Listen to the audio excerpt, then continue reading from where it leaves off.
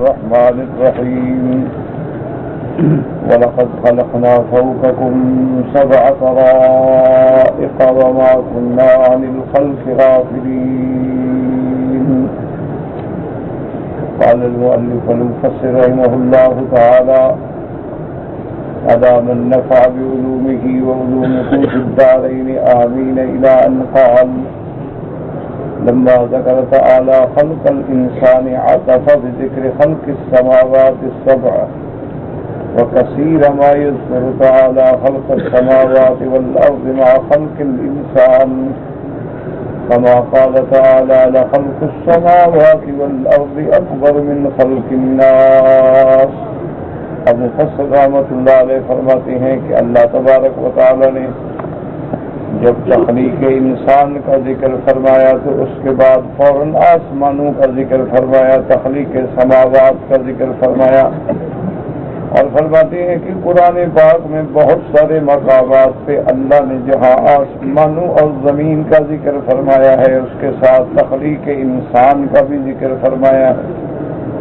جیسے اس آیت میں جو ہم پڑھ رہے ہیں، پہلے فرمایا وَلَقَدْ خَلَقْنَا الْإِنسَانَ مِنْ سُلَالَةٍ مِّن طِينٍ، اب فرماتے ہیں وَلَقَدْ خَلَقْنَا فَوْقَكُمْ 7 طَرَائِقَ وَمَا كُنَّا عَنِ الْخَلْقِ غَافِلِينَ. اور اسی طرح دوسری جگہ فرمایا لَخَلْقُ السَّمَاوَاتِ وَالْأَرْضِ أَكْبَرُ مِنْ خَلْقِ النَّاسِ، تو وہاں بھی آسمانوں اور زمینوں کی تخلیق کے ساتھ پھر انسان کی تخلیق کا ذکر ہے. وَهَكَذَا فِي أَوَّلِ أَلِف لام میم السجدہ التي كان رسول الله صلى الله عليه وسلم يقرأ بها صبيحة يوم الجمعة في أولها خلق السماوات والأرض، ثم بیان خلق الانسان من سلالة من طین. اور مفسر رحمۃ اللہ علیہ فرماتے ہیں کہ اسی طرح سورۃ سجدہ میں یعنی الف لام میم السجدہ، اور یہ سورت مبارک ہے جو حضور صلی اللہ علیہ وسلم جمعہ کے دن صبح کی نماز میں پڑھتے تھے. تو حضور صلی اللہ علیہ وسلم صبح کی نماز کی جمعہ کے دن صبح کی نماز کی پہلی رکعت میں الف لام میم سجدہ، اور دوسری رکعت میں سورۃ الدہر هل اتى على الانسان حين من الدہر. لیکن یہ لازم نہیں ہوتا کہ ہر جمعہ پڑھی جائے، کبھی آدمی چھوڑ دے اور کبھی آدمی پڑھ دے، تاکہ یہ بھی لازم نہ تصور ہو کہ اس کے بغیر جمعہ کے دن صبح کی نماز نہیں ہوتی. تو اس لیے حکم ہوتا ہے کہ کبھی کبھی تو پڑھ لے تاکہ سنت پہ عمل ہو جائے، اور کبھی کبھی اس کو چھوڑ بھی دیا جائے. اور خاص طور پہ ان علاقوں میں جو لوگ ان چیزوں کو نہیں جانتے تو وہاں ائمہ کرام کو یہ بھی ضروری ہے کہ مقتدیوں کو سمجھا دیا کریں، بتا دیا کریں کہ بھی آج کی پہلی رکعت میں سجدہ ہوگا، تاکہ کسی کی نماز جو ہے وہ خراب نہ ہو جائے. اسی لیے حکم ہے کہ سنت تو یہی ہے کہ آدمی جب 2 رکعت طواف کے ادا کرے تو پہلی رکعت میں قل یا ایھا الکافرون اور دوسری رکعت میں سورۃ الاخلاص قل ھو اللہ احد. یہ افضل ہے، اعلیٰ ہے، لیکن کبھی کبھی اور صورتیں بھی پڑھ لیا کریں تاکہ یہ عقیدہ نہ بن جائے کہ ان کے بغیر جو ہے نماز نہیں ہوگی. اس لیے حکم ہے کہ کبھی کبھی آدمی اس کے علاوہ جو صورت یاد ہو وہ بھی پڑھ لیا کرے، کیونکہ مقصد تو اللہ کی نماز میں قرآن پڑھنا ہے. چاہے سارے قرآن پاک میں سے 3 آیات کسی جگہ سے تلاوت کر لی جائیں تو نماز کی صحت کے لیے وہ کافی ہو جاتا ہے. اچھا، ایک آدمی کو صرف سورۃ الاخلاص ہی یاد ہے تو وہ دونوں رکعتوں میں بھی وہی ایک سورت پڑھ سکتا ہے، اور بیچارے کو سورت آتی ہی نہیں. اور اگر سورتیں آتی بھی ہوں تو پھر ترتیب کا بھی خیال رکھیں، یعنی جو صورتیں قرآن میں پہلے ہیں، مثلا قل اعوذ برب الفلق پہلے ہے، قل اعوذ برب الناس بعد میں ہے. اب یہ نہ کرے کہ پہلی رکعت میں ناس پڑھے اور دوسری رکعت میں فلق پڑھے، بلکہ اسی ترتیب سے پڑھے جو مصحف عثمانی ہے، جس ترتیب کے ساتھ صحابہ نے اجماع کرنے کے بعد قرآن کو جمع فرمایا ہے. کیونکہ یہ متفق علیہ بات ہے کہ سورتوں کی جو ترتیب ہے وہ صحابہ نے خود نہیں رکھی، بلکہ اللہ تبارک و تعالیٰ کے حکم سے جبریل علیہ السلام نے حضور صلی اللہ علیہ وسلم کو آ کے بتلایا کہ یہ صورت فلاں صورت کے ساتھ ہوگی، یہ صورت فلاں صورت کے ساتھ ہوگی۔ اسی طرح قرآن پاک کی جو آیات کی ترتیب ہے وہ بھی اللہ کے حکم سے ہے، کیونکہ بہت ساری صورتیں ایسی ہیں کہ ان کا ابتدائی حصہ جو ہے وہ تو مکی زندگی میں اترا ہے اور اس کا آخری حصہ جو ہے وہ مدنی زندگی میں اترا۔ تو جبریل علیہ السلام آ کے بتلاتے تھے کہ یا رسول اللہ صلی اللہ علیہ وسلم انتزع آیت کذا فی صورت کذا، کہ یا رسول اللہ فلاں آیت جو ہے فلاں صورت پہ رکھیں، کیونکہ اس طرح جب دیکھیں نا سب سے پہلی وحی نازل ہوئی تو اللہ نے جو قرآن کی ابتدائی 5 آیتیں اتاری، اقرأ باسم ربک الذی خلق، اچھا اس کے بعد پھر وحی آنا بند ہو گیا، تو پھر علماء فرماتے ہیں کہ پھر اترا یا ایھا المدثر، اس کے بعد پھر جو ہے سورت اقرا کو مکمل کیا گیا، لیکن وہ ترتیب جو ہے حکم خداوندی سے ہے، یہ نہیں ہے کہ صحابہ نے خود بنا لیا ہو یا صورتوں کے ساتھ ترتیب خود بنا دی ہو۔ اسی لیے آپ دیکھیں کہ ہر صورت کے ساتھ بسم اللہ الرحمن الرحیم لکھا جاتا ہے، لیکن سورت انفال کے بعد سورت براءہ کی ابتدا میں، جس کا نام سورت براءہ بھی ہے، جس کا نام سورت توبہ بھی ہے، تو اس کی ابتدا میں بسم اللہ نہیں لکھا جاتا۔ تو اس کی وجہ کیا تھی؟ وجہ یہ تھی کہ صحابہ میں اختلاف ہو گیا کہ سورت انفال اور سورت براءہ ایک سورت ہے یا 2 صورتیں ہیں۔ تو بعض علماء فرماتے ہیں کہ مضمون دیکھو تو بالکل ملتا جلتا ہے، ایک صورت ہے، اور بعض صحابہ نے فرمایا کہ بھی نہیں، انفال الگ صورت ہے اور سورت توبہ الگ صورت ہے۔ تو صحابہ اتنا احتیاط کرتے تھے کہ قیامت والے دن ہم کسی سوال میں نہ آ جائیں، تو انہوں نے کہا کہ سورت الانفال کے بعد سورت توبہ لکھ دو، لیکن درمیان میں بسم اللہ کا فاصلہ نہ کرو، کیونکہ اگر ایک صورت ہے تو ٹھیک ہے ہم نے اکٹھا لکھ دیا ہے، اور اگر 2 صورتیں ہیں تو ہم نے علیحدہ علیحدہ بھی کر دی ہیں۔ تو یہ ایک احتیاط تھی۔ یہ لوگوں کا ایک غلط خیال ہے کہ براءہ سے پہلے بسم اللہ نہیں پڑھنی چاہیے، وہ تو ایک سمجھانے کے لیے ہے کہ کیا یہ 2 صورتیں ہیں یا ایک صورت ہے، اس لیے وہاں بسم اللہ الرحمن الرحیم نہیں لکھا گیا۔ تو اس لیے مفسر رحمت اللہ علیہ فرماتے ہیں کہ سورت سجدہ میں بھی آپ دیکھیں گے کہ اللہ پاک نے پہلے آسمانوں اور زمینوں کی تخلیق کا ذکر کیا اور اس کے بعد پھر اللہ نے تخلیق انسان کا ذکر کیا، یعنی جہاں تخلیق انسان کا ذکر ہے وہاں تخلیق سماوات کا ذکر ہے، اور جہاں تخلیق سماوات کا ذکر ہے وہاں تخلیق انسان کا ذکر ہے، کیونکہ اصولی بات ہے جیسے میں نے عرض کیا تھا کہ آدمی کے اللہ کی قدرت اور وحدانیت اور الوہیت کے لیے جو دلائل ہیں وہ مختلف ہوتے ہیں، دلائل آفاق میں بھی ہیں اور اقوان میں بھی ہیں اور انفس میں بھی ہیں۔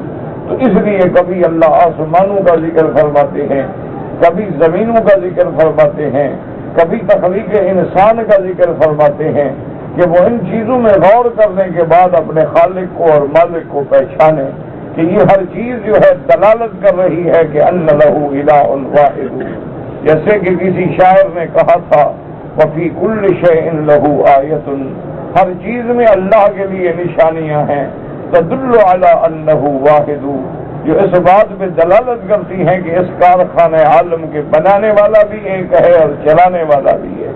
کیوں؟ خدا نہ خاصا اگر 2 خدا ہوتے، ایک کہے ابھی رات ہو ایک کہے نہیں دن ہو، تو اب جو کمزور پڑ گیا وہ خدا نہیں ہو سکتا۔ تو اسی طرح ہمیشہ یاد رکھے تو عالم نظام عالم درہم برہم ہو جاتا، جیسے ایک مملکت میں دنیا میں بھی 2 بادشاہ نہیں ہو سکتے، تو اس پوری مملکت میں بھی اللہ کی بادشاہی کے علاوہ کسی کی بادشاہی نہیں ہو سکتی۔ اللہ نے فرمایا وَلَقَدْ خَلَقْنَا فَوْقَكُمْ سَبْعَ طَرَائِقَ وَمَا كُنَّا عَنِ الْخَلْقِ غَافِلِينَ۔ اب فرماتے ہیں مفسر 7 طرائق، طرائق کا کیا معنی؟ حضرت مجاہد رحمت اللہ علیہ فرماتے ہیں 7 طرائق معنی 7 سماوات، کہ اللہ نے 7 آسمان بنائے، آسمان جو ہے وہ 7 ہیں، طرائق کا معنی سماوات یعنی آسمان ہیں۔ وهذا كقوله تبارك وتعالى تسبح له السماوات السبع والأرض ومن فيهن، تمام ساتوں آسمان اور زمینیں اور جو کچھ اس کے اندر ہے اللہ کی تسبیح بیان کرتے ہیں۔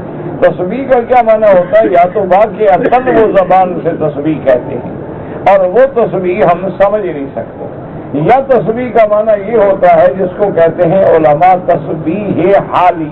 کیا معنی کہ اس کا وجود دلالت کر رہا ہے اپنے خالق کے، یہ بھی ایک تسبیح۔ آپ دیکھیں نا کہ بعض اوقات اللہ معاف فرمائے تو انسان ایک آدمی کی رات عبادت میں گزری ہو اور ایک آدمی کی رات گناہوں میں گزری ہو، صبح کو دیکھو تو دونوں کے چہرے بدلا رہے ہوں گے، سیماہم فی وجوہہم من اثر السجود۔ عبادت کرنے والے کے چہرے پہ تراوٹ ہوگی، رونق ہوگی، نظارہ ہوگا، اور مجرم کے چہرے پہ لعنت برس رہی ہوگی۔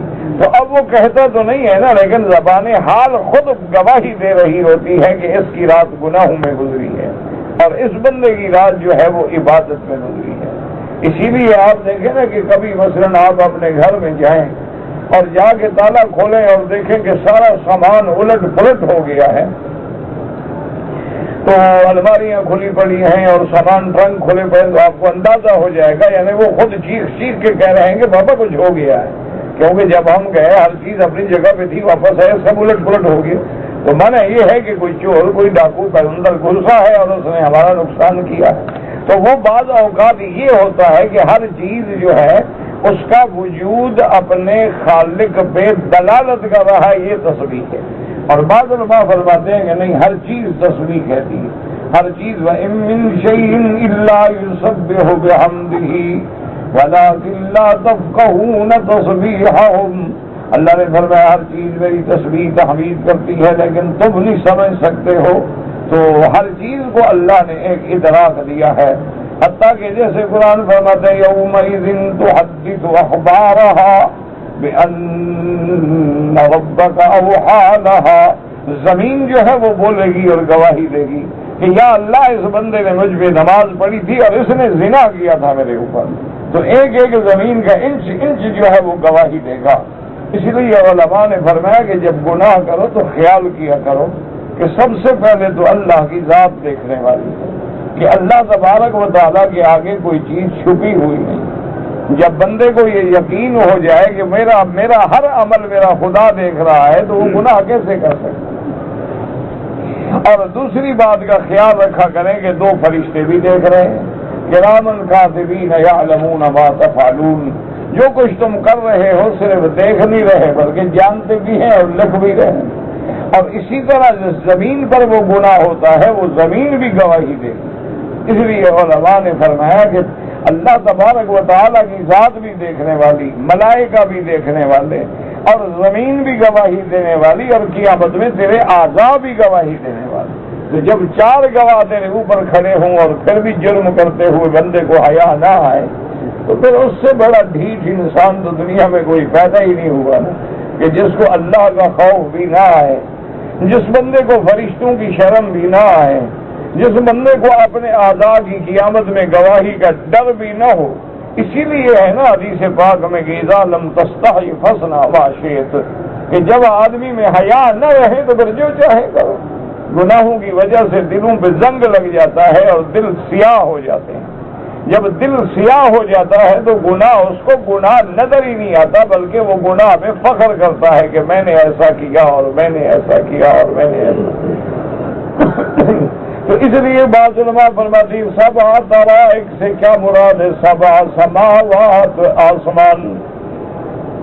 الم تروا کیف خلق اللہ سبع سماوات طباقا، کہ اللہ نے 7 آسمان بنائے ہیں اور ایک آسمان سے دوسرے آسمان کے درمیان میں 500 سال کا فاصلہ ہے، یعنی 500 سال آدمی سفر کرے تو پھر دوسرے آسمان پہ پہنچے گا۔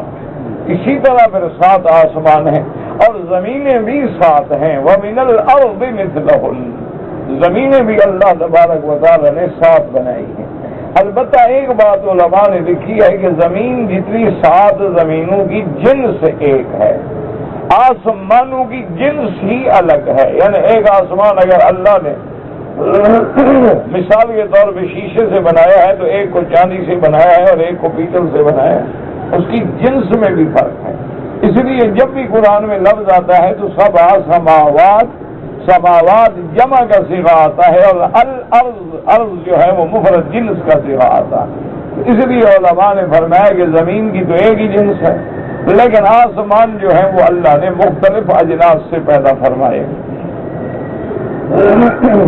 أَلَمْ تَرَوْا كَيْفَ خَلَقَ اللَّهُ سَبْعَ سَمَاوَاتٍ طِبَاقًا، اور دوسری جگہ فرماتے ہیں اللَّهُ الَّذِي خَلَقَ سَبْعَ سَمَاوَاتٍ وَمِنَ الْأَرْضِ مِثْلَهُنَّ يَتَنَزَّلُ الْأَمْرُ بَيْنَهُنَّ لِتَعْلَمُوا أَنَّ اللَّهَ عَلَى كُلِّ شَيْءٍ قَدِيرٌ وَأَنَّ اللَّهَ قَدْ أَحَاطَ بِكُلِّ شَيْءٍ عِلْمًا وَهَكَذَا قَالَ هُنَا، اور یہاں بھی فرمایا وَلَقَدْ خَلَقْنَا فَوْقَكُمْ سَبْعَ طَرَائِقَ وَمَا كُنَّا عَنِ الْخَلْقِ غَافِلِينَ، أَيْ وَيَعْلَمُ مَا يَلِجُ فِي الْأَرْضِ وَمَا يَخْرُجُ مِنْهَا، اللہ جانتے ہیں جو کچھ کے زمین میں داخل ہوتا ہے اور جو کچھ کے زمین سے نکلتا ہے، سب کو جاننے والے ہیں۔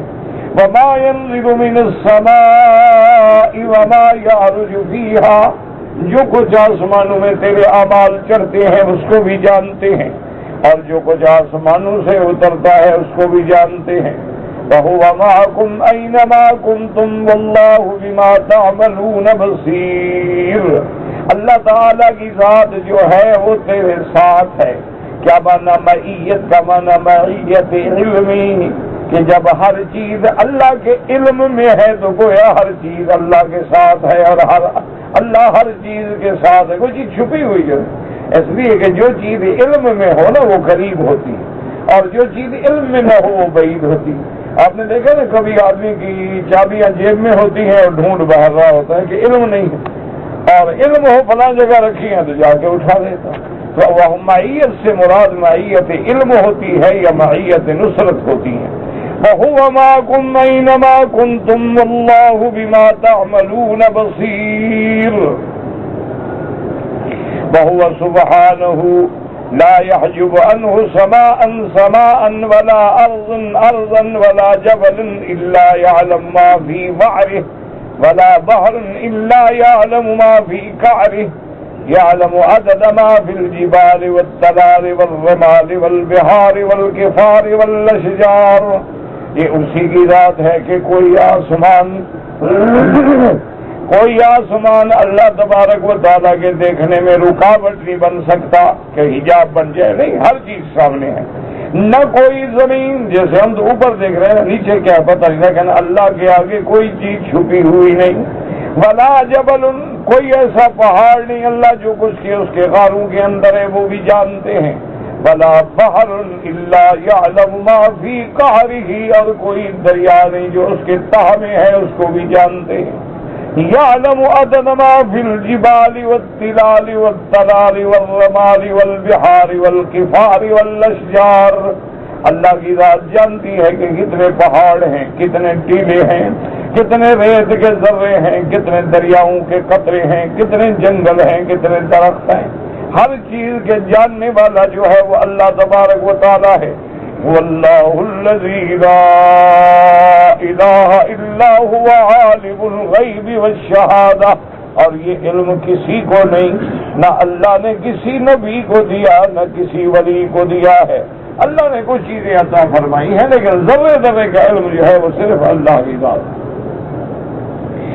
یعنی علم تفصیلی، علم کلی وہ صرف میرے اللہ تبارک و تعالی۔ اس لیے فرماتے ہیں وما تسقط من ورقۃ الا يعلمها ولا حبۃ في ظلمات الارض ولا رطب ولا يابس الا في كتاب مبين، اللہ پاک فرماتی ہے کہ کوئی پتا درخت سے نہیں گرتا مگر اللہ جانتے ہیں، اور کوئی زمین کے اندھیریوں میں دانا تم نہیں ڈالتے ہو مگر اس کو بھی جانتے ہیں۔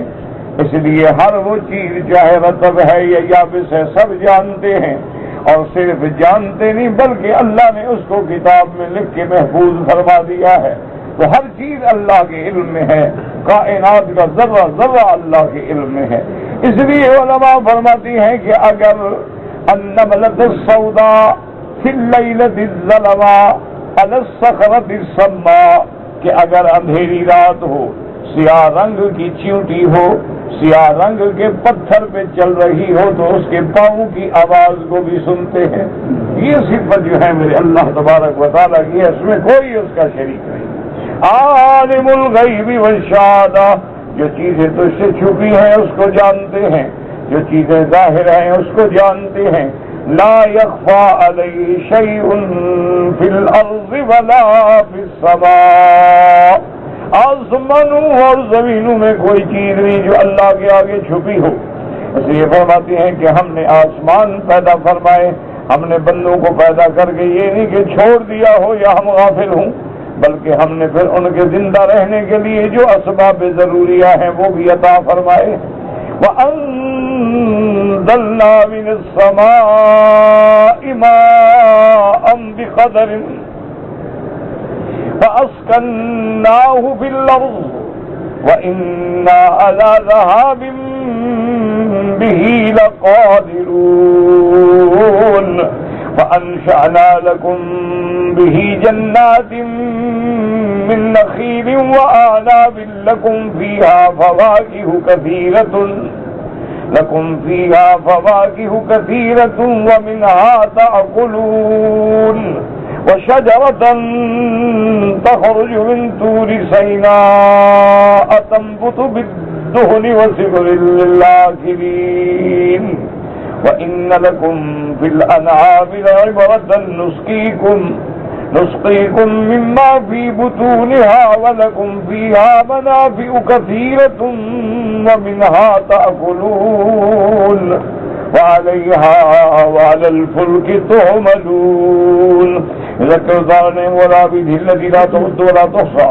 اب اللہ اپنے بندوں کو اپنی نعمتیں یاد دلاتے ہیں کہ میرے بندے میری نعمتوں کو یاد کرو۔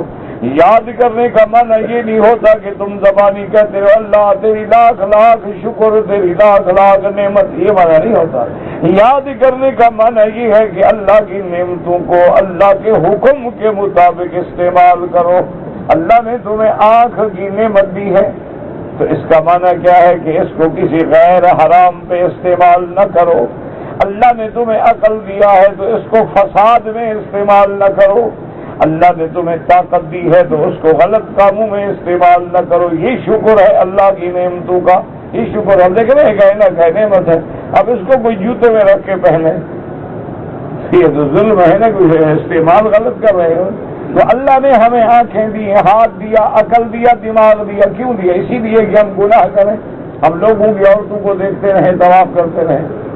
اسی لیے اللہ پاک نے ہمیں دولت دی ہے کہ ہم حرام کھائیں، حرام کمائیں نہیں۔ اللہ تبارک و تعالیٰ کی فرما برداری میں خرچ کرو اللہ کی نعمتوں کو، اور ہر نعمت کو جب دیکھو تو شکر کرو کہ یہ نعمت دینے والا کون ہے، وہ واقعی کی اللہ کی ذات۔ اس لیے فرماتے ہیں کہ میری نعمتوں کو دیکھو کہ میں نے آسمان سے کیسے پانی اتارا۔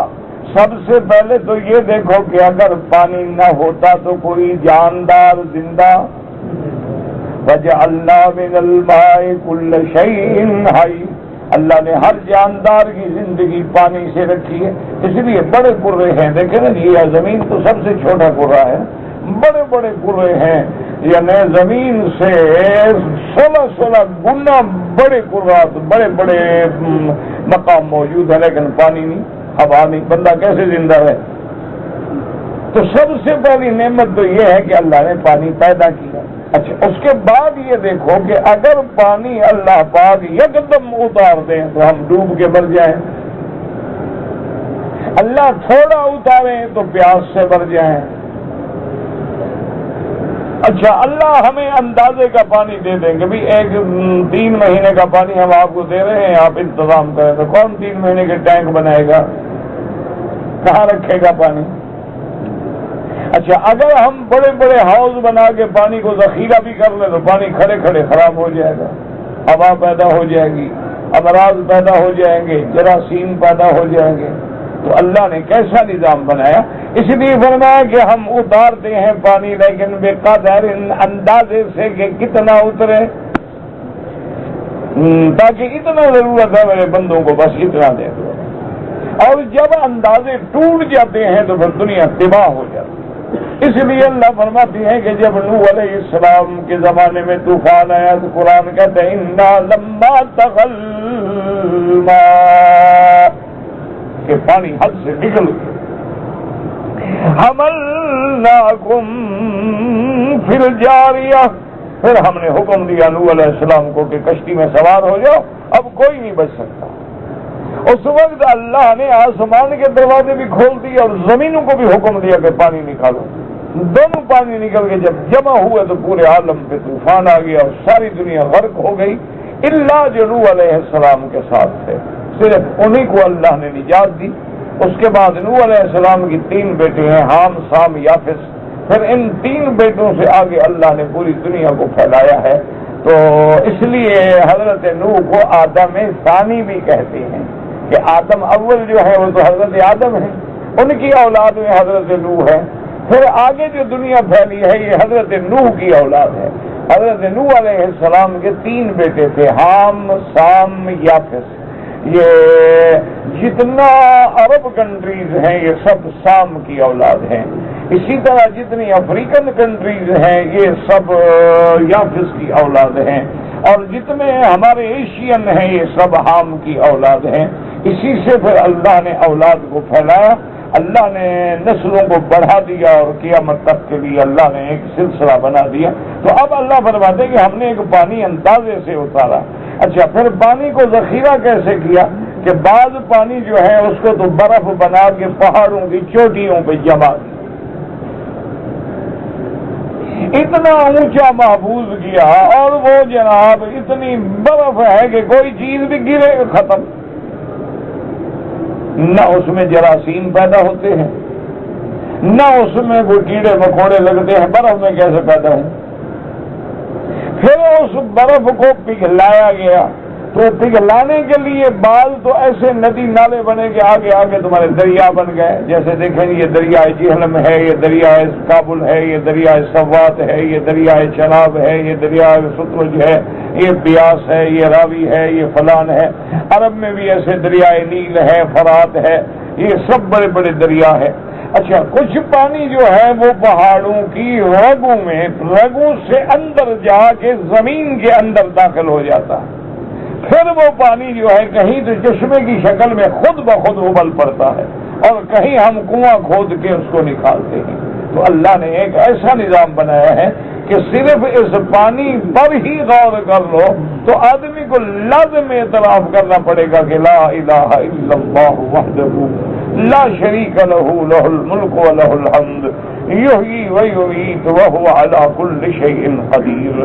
اور پھر اللہ نے نظام بنایا کہ ہوائیں چلائیں، ہوائیں بخارات کو اٹھاتی ہیں، پھر جا کے بادل بنتے ہیں، پھر بادلوں کو ہواؤں کے ذریعے چلایا جاتا ہے، پھر جہاں اللہ حکم دیتے ہیں وہاں برسایا جاتا ہے۔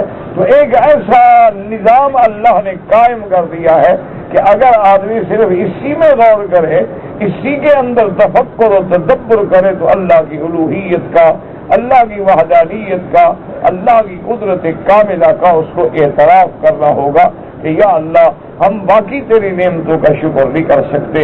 اس لیے حضور نے فرمایا اللہم لک الحمد کلہ ولک الشکر کلہ وإلیک یرجع الامر کلہ اللہم لا احصی ثناء علیک انت کما اثنیت علی نفسک، کہ یا اللہ ہم تو تیرا شکر بھی ادا نہیں کر سکتے ہیں۔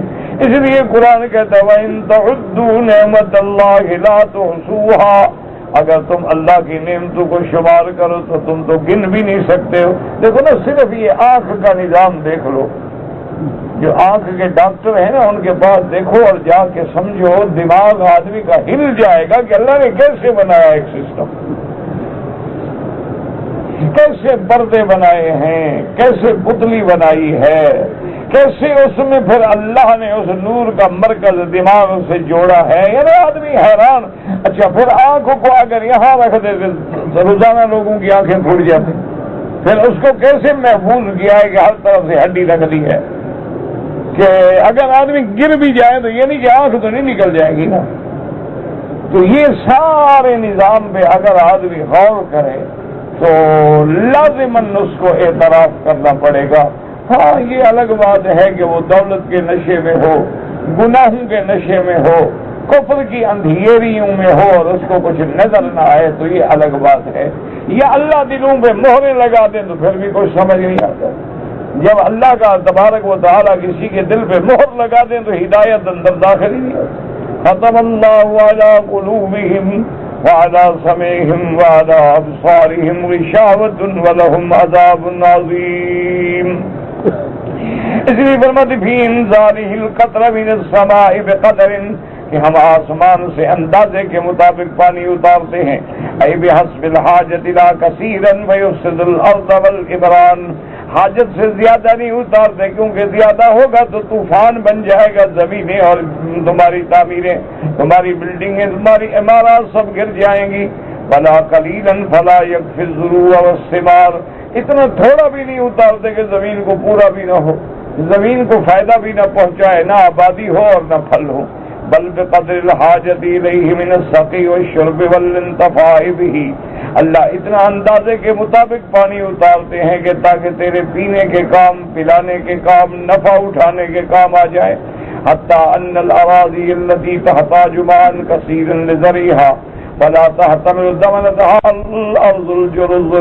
اب مفسر رحمۃ اللہ علیہ فرماتے ہیں کہ بعض زمینیں زیادہ پانی کی محتاج ہوتی ہیں زراعت کے لیے، اور پانی جو ہے آسمانوں کی بارش کا کافی نہیں ہوتا، تو پھر اللہ دوسرے ملکوں سے، دوسرے شہروں سے اس کے لیے دریاؤں کو چلا دیتے ہیں. جیسے کہتے ہیں کہ مصر کی زمین کو دیکھو کہ کتنی اور آباد زمین ہے.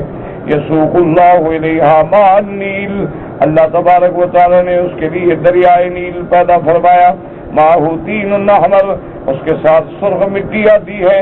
یجترف من بلاد الحبشۃ فی زمان امطارها، وہ زمان بلاد حبشہ سے جب بارشیں ہوتی ہیں تو وہ مٹی اس میں آ کے ویات الماء یحمل طینا احمر بیسقی ارض مصر، وہ پانی آ کے وہ سرخ مٹی والا زمین مصر کو پلاتا ہے. ویکر الطین علی ارضہم، اور وہ مٹی جو ہے ان کی زمین کے اوپر جم جاتی ہے تاکہ وہ زراعت کر سکیں. لأن ارضہم صباغ یغلب علیہا الرمال، کہ ان کی زمینیں جو ہیں وہ ایسی خشک ہیں جن پر ریت کا زیادہ غلبہ ہے. فسبحان اللطیف الخبیر الرحیم الغفور. تو یہ اللہ کا نظام ہے. اللہ نے فرمایا کہ اگر کسی جگہ میرے علم میں ہے کہ بارشیں پوری نہیں ہوگی تو پھر ہم دوسری جگہ سے دریاؤں کو لے آتے ہیں. اچھا، بعض زمینیں اتنی ہوتی ہیں، ریتیلی ہوتی ہیں کہ اس میں آبادی نہیں ہو سکتی، تو ہم اس پانی کے ذریعے دوسرے ملک کی سرخ مٹی بھیجتے ہیں. وہ مٹی کی تہ جو ہے وہ آ کر جم جاتی ہے، پھر اس کے بعد جو تمہاری آبادی ہے وہ زراعت جو ہے وہ بڑھ جاتی ہے. تو یہ سارا ایک نظام ہے. کبھی تمہارے لیے پانی بھیج رہے ہیں، کبھی ہوائیں بھیج رہے ہیں، کبھی پانی میں مٹی ملا کے بھیج رہے ہیں، کبھی تیری زراعت کے اندر برکتیں. تو اللہ کی کون کون سی نعمتیں ہیں جس کا ہم شمار کر سکتے ہیں. تو اللہ کی نعمتوں پہ غور کریں، اللہ کی نعمتوں میں تفکر کریں، اللہ کی نعمتوں میں تدبر کریں اور اللہ کی نعمتوں کا شکر کریں. اور شکر کا معنی یہ ہے سب سے پہلے کہ اللہ پر ایمان لائیں. اس کے بعد یہ ہے کہ اس نعمت کو اللہ کے حکم کے مطابق خرچ کریں. اور اس کا آخری درجہ کیا ہے کہ جب کوئی نعمت ملے تو الحمدللہ کہیں. اس لیے حکم ہے کہ کھانا کھاؤ، پانی پیو تو الحمدللہ الذی اطعمنا وسقانا. اگر کپڑا پہنو تو الحمدللہ الذی کسانا. اسی طرح کوئی بھی اللہ کی نعمت ہے تو اس پہ اللہ کا شکر کریں. اللہم ارزقنا توفیق الشکر. اللہ ہمیں شکر کی توفیق عطا فرما اور ناشکری سے بچا، اور فرج عنا کل کرب برحمتک یا ارحم الراحمین.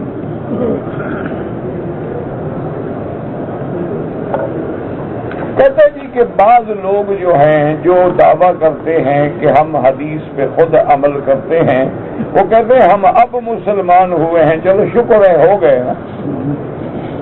ہم تو پہلے ہی مسلمان سمجھتے تھے. اگر ان کو یہ خیال ہے کہ وہ اب ہوئے ہیں تو الحمدللہ شکر ہے، ہو تو گئے نا. تو اس کا معنی یہ ہے کہ جو ان کے والدین، ماں، باپ، دادا، جتنے لوگ ائمہ کے ماننے والے تھے، یعنی وہ مثلاً اسلام پہ نہیں مارے. انا للہ و انا الیہ راجعون. دعا کرو اللہ ہدایت دے. اب ان جھگڑوں کو چھوڑو، یہ تو بے وقوف قوم کے جھگڑے ہیں. اللہ یاد رکھو، ایک بات ہمیشہ یاد رکھو، جب اللہ کسی بندے پہ ناراض ہوتے ہیں نا، اپنے ولی اولیاء اللہ کا دشمن بنا دیتے. ورنہ آپ دیکھیں 1400 سال گزر گئے، صحابہ کا زمانہ گزر گیا، اب جو کوئی صحابہ سے دشمنی کرے کوئی عقل کی بات ہے نہ؟ ٹھنڈے دل سے بھائی صحابہ کا زمانہ گزر گیا. حضرت ابوبکر، حضرت عمر، حضرت عثمان، حضرت علی کا زمانہ گزر. اب کوئی کہے کہ نہیں جناب وہ حضرت علی کو ملنی چاہیے تھی، حضرت ابوبکر کو نہیں ملنی چاہیے تھی، چلو مل جائے تو آپ چھین کے دے دیں گے. لڑائی کا مقصد تو وجہ کیا ہے کہ جب اللہ ناراض ہوا تو صحابہ کا دشمن بنا دیا. اسی طرح اگر کوئی آدمی آج ائمہ محدثین کو یا ائمہ فقہا کو برا کہے، گالیاں دے، کبھی کہے وہ جاہل تھے، کبھی کہے وہ کسائی تھے، کبھی کہے وہ تقلید وہ کرتے تھے جو کافروں کی تقلید ہے، اور نعوذ باللہ ان کا کیا بگڑ جائے گا؟ وہ تو فوت ہو گئے، اپنا کام کر گئے، جو خدمت بھی کر گئے، رضی اللہ عنہم ورضوا عنہ، اللہ ان پہ راضی ہو. لیکن ہمیں اس دشمنی کا کیا ملے گا؟ ہاں ایک فائدہ ہوگا کہ دشمن کو خوشی ہوگی. اسی لیے یاد رکھیں کہ آج بھی جو ہمارے بدترین دشمن ہیں یہود و نصارہ، بدترین دشمن ہیں ہندو، سکھ، مجوسی، آتش پرست کافر قومیں، وہ بانگے دہل یہ کہتی ہیں کہ ان مسلمانوں کا مذہب کیسے صحیح ہو سکتا ہے؟ یہ تو 1400 سال پہ نماز پہ بھی اکٹھے نہیں ہوتے.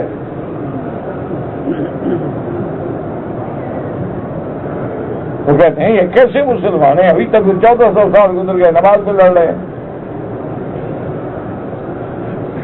اسی لیے ایک واقعہ آتا ہے کہ ایک انگریز گورنر بن کے آیا پنجاب میں جب انگریزوں کا دور تھا. اچھا خدا کی شان یہ ہے کہ جب وہ لاہور اترا اس دن 10 محرم تھی اور بڑے بڑے جلوس نکلے ہوئے تھے ماتمی. لوگوں نے کالے کپڑے پہنے ہوئے اور کالے جھنڈے اٹھائے ہوئے اور کالی پٹیاں باندھی ہوئی اور ماتم کر رہے ہیں اور مار رہے ہیں. وہ انگریز اس نے کبھی نہیں دیکھا تھا ایسا جلوس، ایسا ماتم. وہ جب نکلا ایئرپورٹ سے باہر تو اپنے ADC سے کہا کہ یہ کیا چاہتے ہیں؟ مجھ سے ناراض ہے بھائی؟ یہ جو جلوس نکال کے کھڑے ہوئے ہیں میرے آنے سے ناراض ہے نا، میں واپس چلا جاتا ہوں، مجھے تو کوئی شوق نہیں ہے ادھر آنے کا. آپ نے کہا سر آپ سے ناراض نہیں ہے، یہ 10 محرم ہے تو ان کا ایک بہت بڑا ہیرو گزرے ہیں حضرت سیدنا حسین رضی اللہ تعالی عنہ جو شہید ہوئے، تو یہ ان کے غم میں ماتم کر رہے ہیں. انہوں نے کہا وہ کب شہید ہوئے؟ انہوں نے کہا جی تقریباً 1200 سال. تو انہوں نے کہا ان کو لاہور والوں کو آج پتہ چلا؟ انہوں نے کہا نہیں حضرت پتہ تو ان کو بہت پہلے کا ہے، ہر سال یاد بناتے. انہوں نے کہا پھر یہ قوم کبھی ترقی نہیں کرتی. جو 1200 سال گزر گئے اور اپنے ہیرو کو آج بھی رو رہے ہوں، ماتم کر رہے ہوں، یہ قومیں ترقی کریں گے؟ یہ تو ڈوب کے مر جائیں گی. تو اللہ کے لیے، خدا کے لیے میری درخواست ہے، التجا ہے کہ یہ جھگڑے چھوڑ دو. اس وقت عالم اسلام بہت بڑے ابتلا کے دور سے گزر رہا ہے اور دشمن اتنا چالاک ہے کہ اس نے ہمارے نوجوانوں کے دماغوں کو ایسا مشتعل کر دیا ہے کہ وہ جناب کبھی وہاں دھماکہ کر دیتے ہیں، کہاں وہاں دھماکہ. ایمان سے کہو ان سے کیا ہو جائے گا؟ اگر 5000 50,000 5 لاکھ بندہ مر جائے کیا ہو جائے گا؟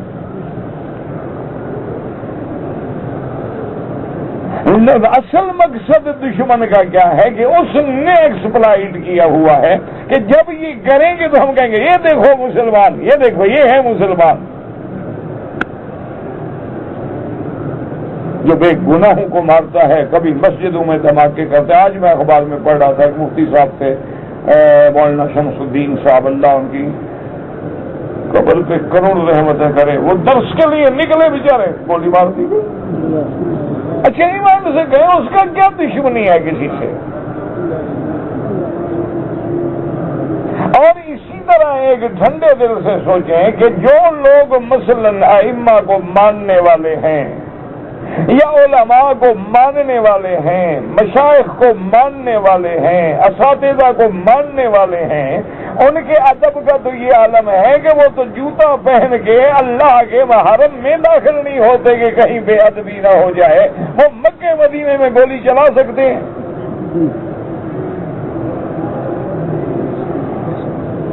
جس کو یہ ادب سکھایا گیا ہے کہ استاد کے سامنے اونچا سر نہیں کرنا،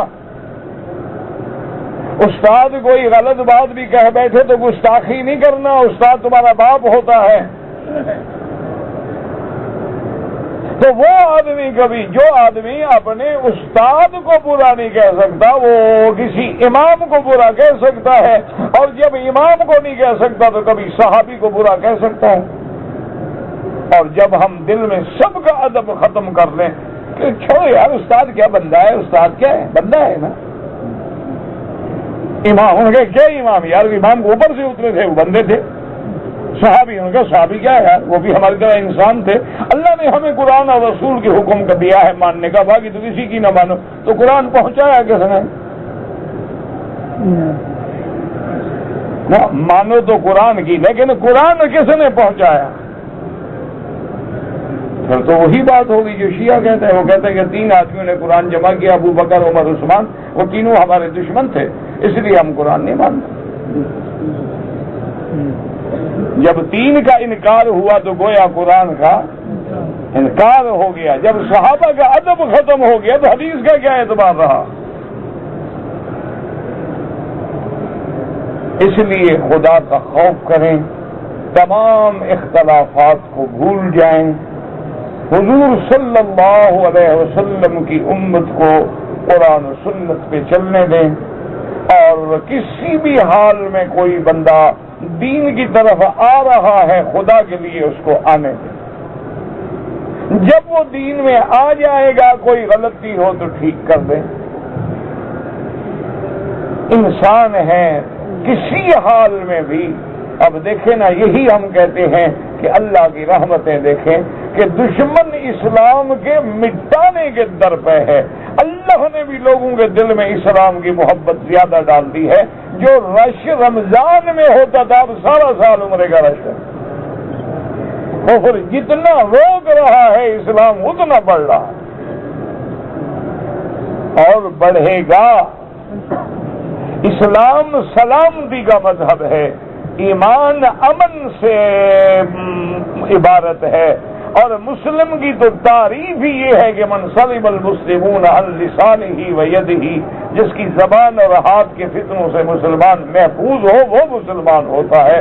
تو اس لیے اللہ کے لیے میری درخواست ہے، ایسے سوالات بھی نہ پوچھا کریں اور نہ امت کو لڑایا کریں، نہ امت کو ان فروعی اختلافات میں ڈالیں. خدا کا خوف کریں. الحمدللہ ثم الحمدللہ. ایک آدمی نے امام کے پیچھے فاتحہ پڑھ لی، اللہ نماز قبول فرمائے، اور جس نے نہیں پڑھی اس نے بھی ایک حدیث رسول پہ عمل کیا ہے، اللہ تبارک و تعالی اس کی بھی نماز قبول فرما لیں. کسی نے آمین زور سے کہہ دیا، کسی نے آہستہ کہہ دیا، کسی نے ہاتھ سینے پہ باندھ لیا، کسی نے ہاتھ ناف پہ باندھ لیا، کسی نے ہاتھ ناف کے نیچے باندھ لیا. یہ سب اللہ کی رحمت ہے اور دین میں وسعت ہے، اس کو زحمت نہ بناؤ خدا کے لیے. اچھا دیکھو نا حکمتیں ہیں کہ نہیں. اچھا ایک آدمی اس کا پیٹ بڑا ہے، کہاں ہاتھ باندھے؟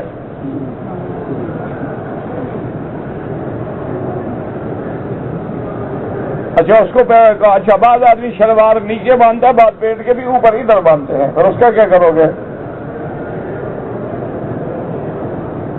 خدا کے بندے یہ تو دین میں رحمت ہے. اللہ نے رحمت فرما دی کہ جہاں باندھا شکر ہے، ہاتھ باندھ کے کھڑا تو ہے نا خدا کے دروازے کے سامنے.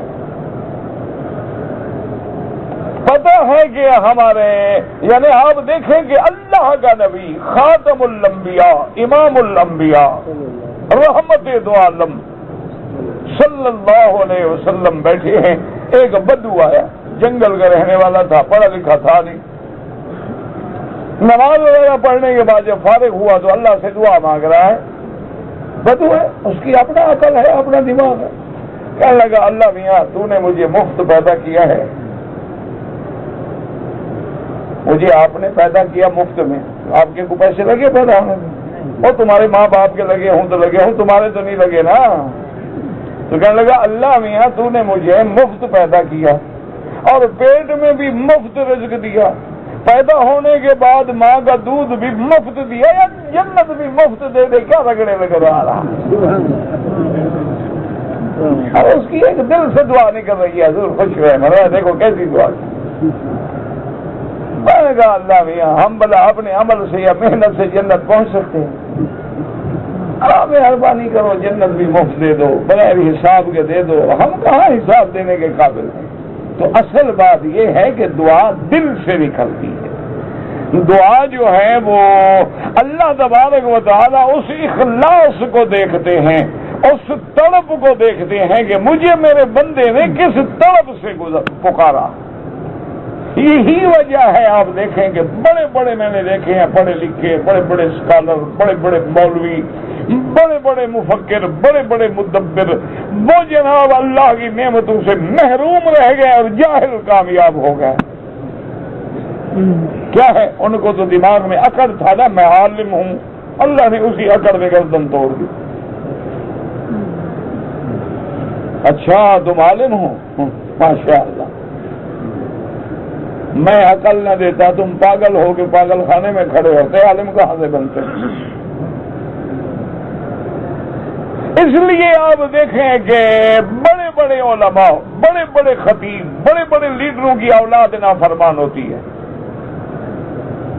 بیوی نافرمان ہوگی، بچے نافرمان ہوں گے. وجہ اللہ دکھاتا ہے، یہ نہ سمجھو کہ یہ بندے میری بات سن رہے ہیں، میں نے اثر ڈالا ہے، ورنہ یہ تیری زبان تو کتے کی طرح بھونکتی رہے، کوئی بھی نہ سنے، تیرے تو گھر والے نہیں سنتے.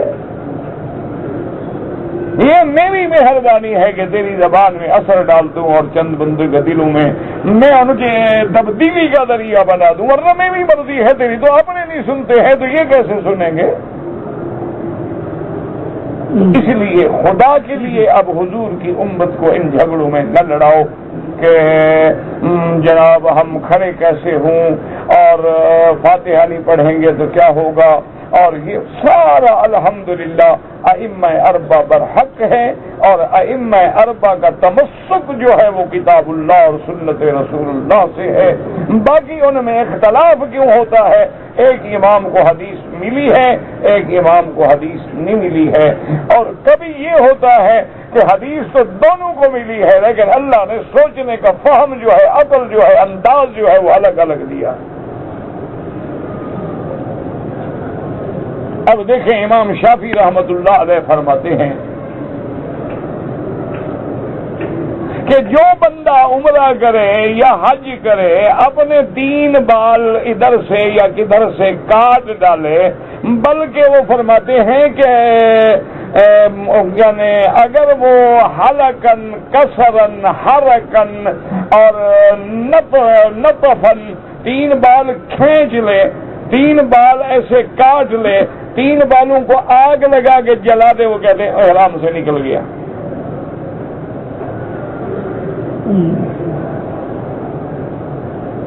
اب کیوں؟ وہ کہتے ہیں محلقین رؤوسکم ومقصرین، محلقین رؤوسکم ومقصرین لا تخافون فعلن. اللہ فرماتی ہیں کہ سر کے حلق کرانے والے، اس طرح پھرانے والے یا تقصیر کرانے والے، تقصیر مانا بال کٹوانے والے. امام شافعی رحمت اللہ علیہ فرماتے ہیں کہ 3 بال کاٹے یا 6 کاٹے، کٹوانے والوں میں تو وہ شامل ہو گیا. وہ فرماتے ہیں مقصرین میں تو ہو گیا نا، محلقین یا مقصرین. تو اگر اس نے 3 بال بھی کاٹے ہیں تو چلو مقصرین میں تو آ گیا نا. اس لیے وہ کہتے ہیں احرام سے نکل جائے گا اور کپڑے پہن لیے کوئی دم نہیں آئے گی. لیکن امام ابو حنیفہ رحمۃ اللہ علیہ فرماتے ہیں کہ نہیں، یا سارا سر منڈائے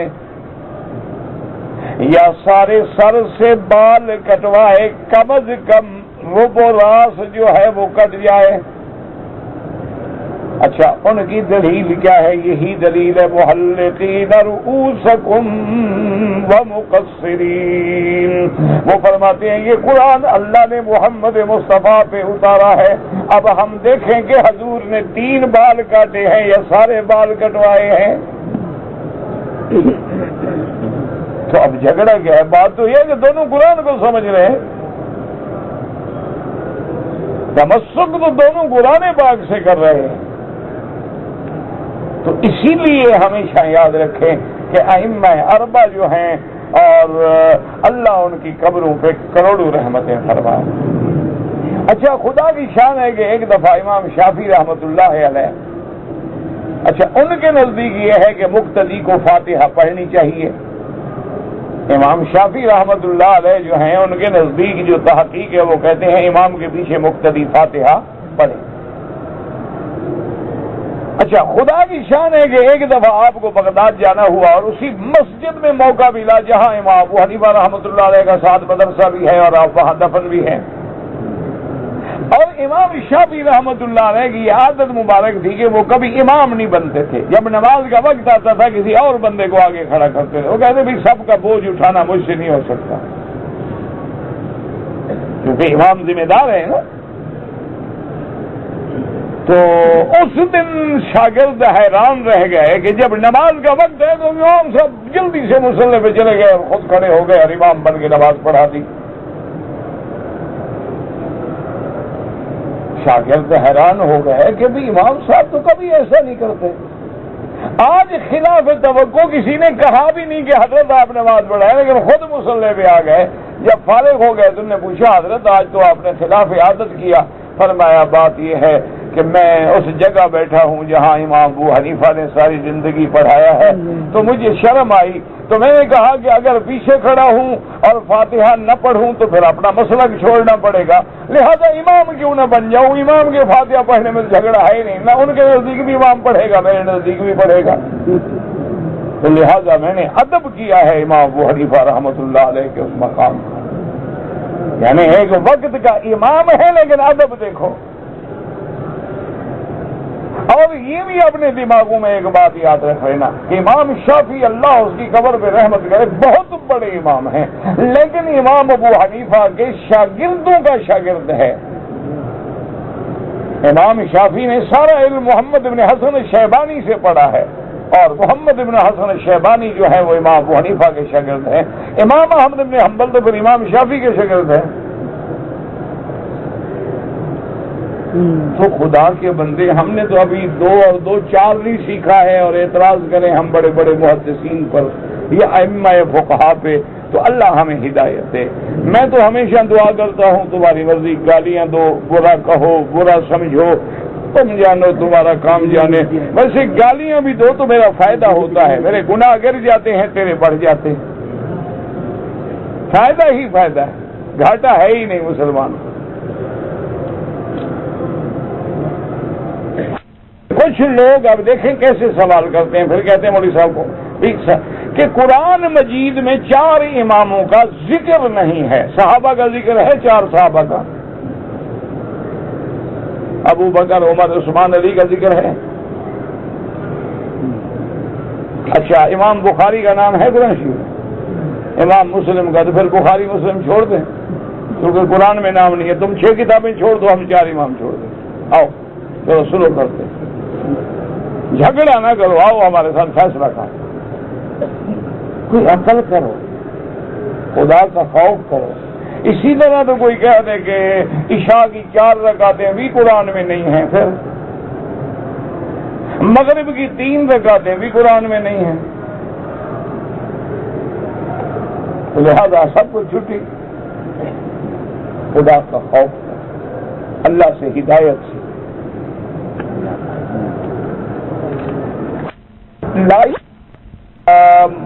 مانڈرے موڈی ایسے اس کا کوئی نام ہے، مجھے پورا، چونکہ انگریزی مجھے نہیں آتی نا تو اس لیے مجھے اس کا نام صحیح نہیں، لیکن کتابیں اسے بہت اچھی لکھی، اس نے کتابیں بہت اچھی لکھی.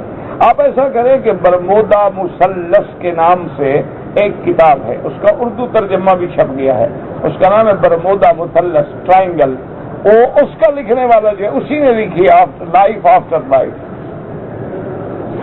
نے اپنی بیوی کو ایک طلاق دے دی، 3 مہینے گزر گئے، رجوع نہیں کیا، بالکل طلاق پکی ہو گئی.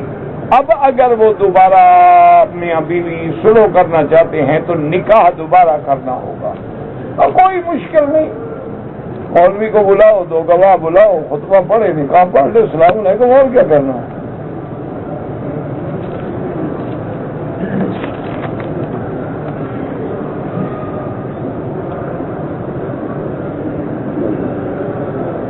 یہ سارے مسئلے ہو چکے ہیں. جمعہ کی نماز میں 2 فرض، بعد میں 2 سنت پڑھنی چاہیے. میرا بھائی گزارش یہ ہے کہ جمعہ کی نماز جو ہے اگر کسی کو جمعہ نہ ملے تو وہ کیا پڑھے گا؟ ظہر پڑھے گا. تو ظہر کے کیا مقام ہے کہ ظہر میں 4 رکعتیں ہیں اور جمعہ میں 2 ہیں، اور 2 کے کیا مقام؟ خطبہ آ گیا تو بات تو وہی ہو گئی. باقی سنتوں کی بات ہے، امام ابو حنیفہ رحمۃ اللہ علیہ کے نزدیک پہلے بھی 4 سنتیں ہیں، بعد میں بھی 4 سنتیں ہیں، اور بعض ائمہ فرماتے ہیں کہ پہلے بھی 2 ہیں، بعد میں بھی 2 ہیں. یہ کوئی جھگڑے والی مسئلہ ہی نہیں. مان سے کہو اچھا 4 رکعتیں پڑھے گا تو اللہ 2 کا ثواب دیں گے، 4 کا دیں گے، تو کیا ہے جھگڑا کیا ہے؟ تم 2 رکعت کا ثواب لینا چاہتے ہو، 2 کا لو، جو 4 کا لے رہا ہے اس کو کیوں روکتے ہو؟ اس کو لینے دو. کوئی عورت جمعہ کے دن امام کے پیچھے نماز پڑھے تو وہ بھی 2 رکعت پڑھے گی، جو امام پڑھے گا، مرد ہو یا عورت ہو، آدمی امام کے تابع ہے. انما جعل الامام لیؤتم بہ، ہم امام کی اقتداء کریں گے. امام 2 پڑھے گا ہم بھی 2 پڑھیں گے، امام 4 پڑھیں گے تو ہم بھی 4 پڑھیں گے، عورت ہو یا مرد ہو.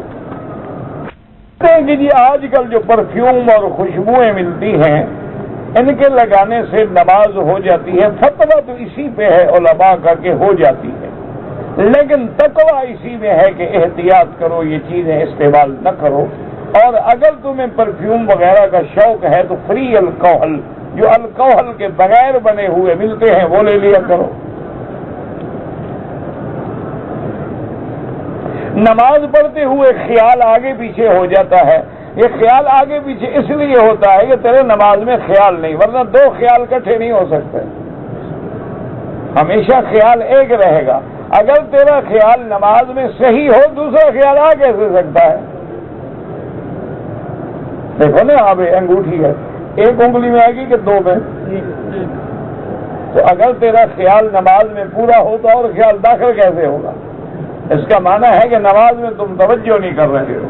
والذین هم فی صلاتہم خاشعون کی صفت پہ عمل کرو اور نماز پہ غور کرو کہ میں کیا کہہ رہا ہوں، کیا پڑھ رہا ہوں، میری زبان سے کیا لفظ نکل رہے ہیں.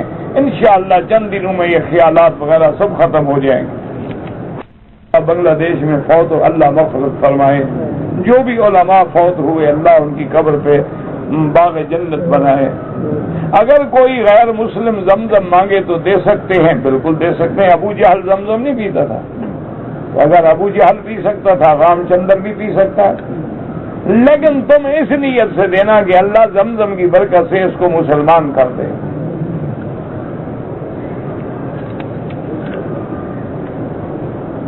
اگر میں ایصال ثواب کے لیے والدین کے لیے حج کروں، عمرہ کروں، تو جو بھی کرو انشاءاللہ ثواب ملے گا.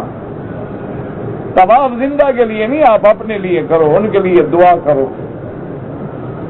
ہمارے ملک میں جو اذان سے پہلے صلاۃ و سلام پڑھتے ہیں وہ بدعت ہے. اگر سنت ہوتی تو حضرت بلال پڑھتے.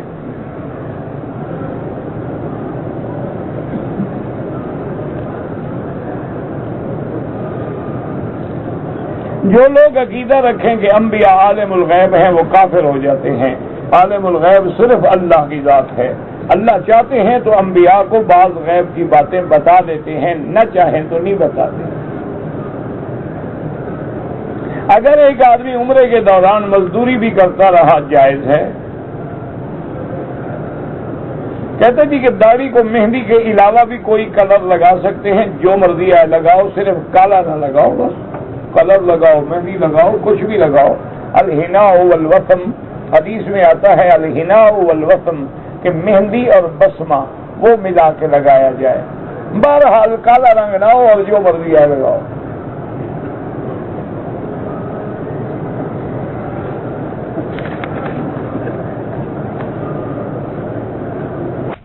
میں جب طواف کر رہا تھا تو کنڈا نکالنا بھول گیا، کوئی بات نہیں، سنت کا ثواب نہ ملا، جرمانہ کوئی نہیں۔